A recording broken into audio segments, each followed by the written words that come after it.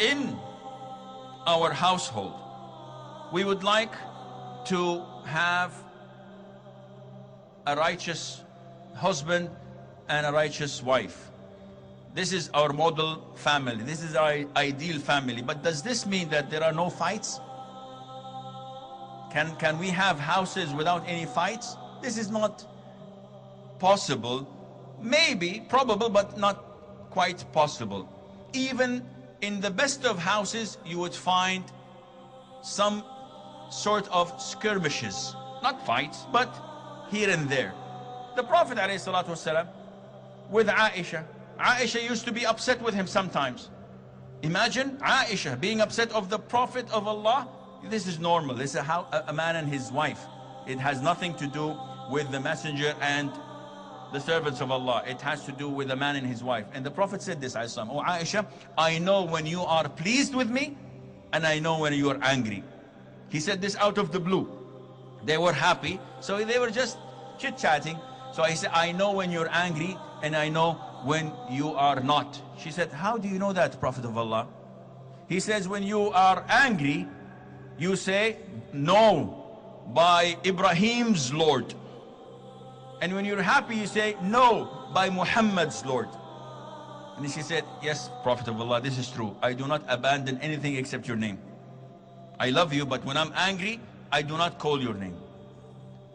Fatima and Ali, may Allah be pleased with them, also they used to have skirmishes. The Prophet came once to his daughter's house. "Where is Ali?"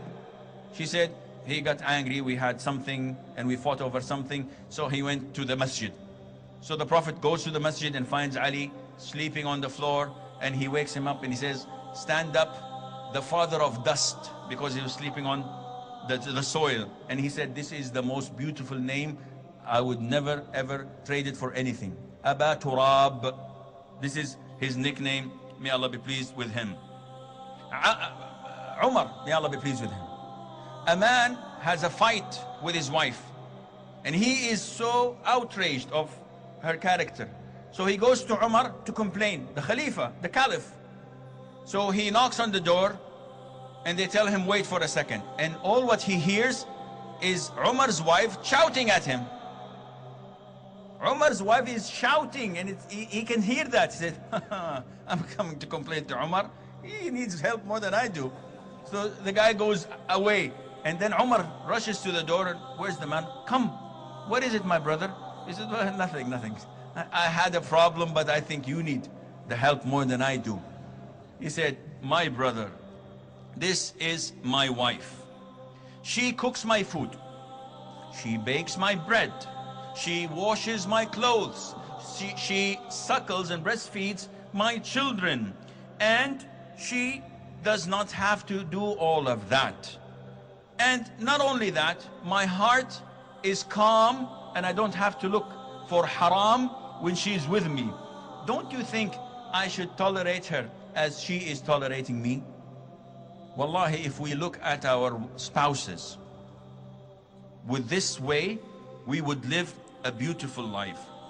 Because then whenever shaitan comes to us and says, "Do this or do that," I say, "No, she tolerates me.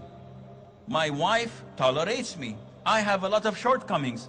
So if she cooks the food that is bad and half burnt and no salt in it, I will eat it. I will eat 3 or 4 bites of it and say, 'May Allah bless you, the food was excellent.' And I'm lying. Why? Because I don't take her out. I don't buy her presents.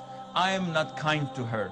I am not a perfect husband, so I tolerate her shortcomings, hoping from Allah Azza wa Jal that she tolerates my shortcomings, and by this we would have the perfect house. And Allah Azza wa Jal knows best. I pray to Allah subhanahu wa ta'ala that He would fix all our shortcomings, and that He would make our houses